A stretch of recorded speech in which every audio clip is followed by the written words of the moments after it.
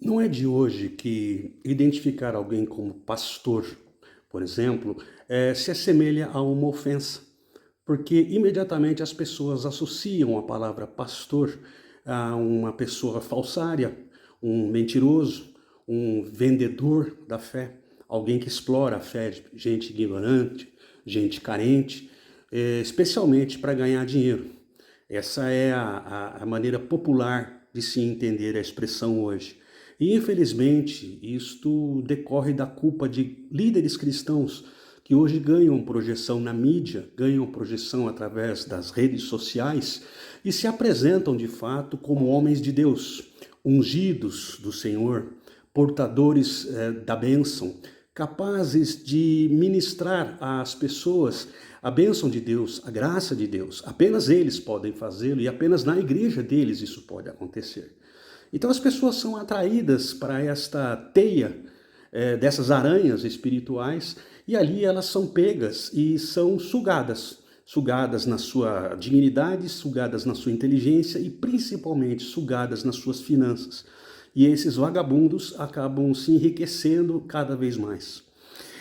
Pois bem, a Bíblia, ela nos traz algumas indicações de quais são as principais características de homens e mulheres que de fato se dispõem a fazer a obra de Deus, como missionários, como pastores, como ministros da palavra de Deus.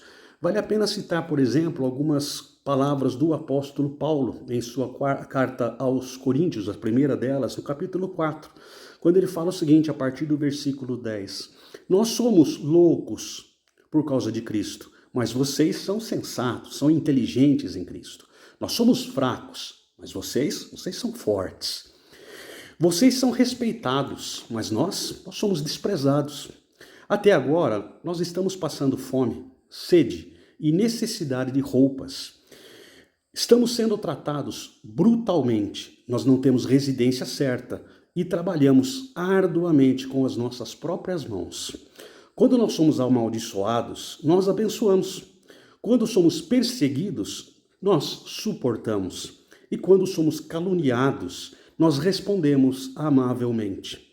Até agora nós nos tornamos a escória da terra, o lixo do mundo. É isto que o apóstolo Paulo diz de si mesmo e dos seus colegas apóstolos e demais missionários e demais pastores no século I, que de fato deram a sua vida pelo Evangelho. Alguma coisa precisa ser dita nesse sentido.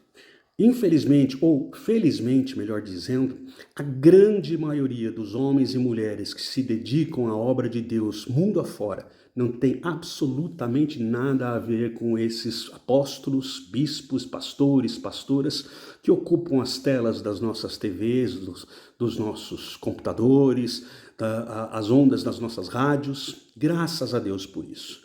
São gente que de fato abriu mão da sua própria vida, gente que se entregou a Deus para fazer a obra de Deus, gente que leva alívio, leva um lenitivo, leva bálsamo para as almas feridas por mundo afora, gente que trabalha com obras sociais, que veste o nu, que alimenta o faminto, que coloca em pé aquele que está caído na sarjeta, gente de fato de quem o mundo não é digno, como diz o autor da carta aos Hebreus. Gente de quem o mundo não é digno.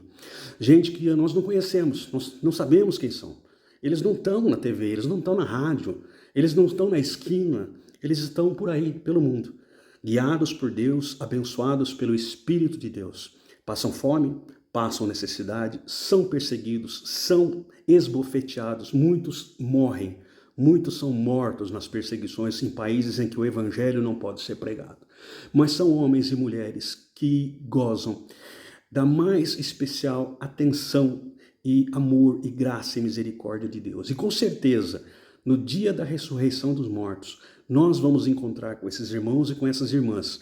E aí Deus vai mostrar, estes sim eram os meus homens, estas sim eram as minhas mulheres, estes aqui são dignos do meu reino. Esses aqui vão se sentar perto de mim na grande ceia que vai durar toda a eternidade.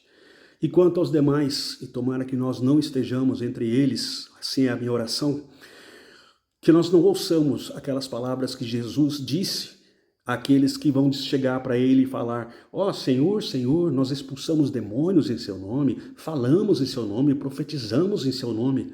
E Jesus então vai virar para eles e dizer: eu nunca vos conheci, apartai-vos de mim. Dá para imaginar o que é ouvir dizer Jesus, olhando bem no fundo dos nossos olhos, dizendo: nunca te conheci.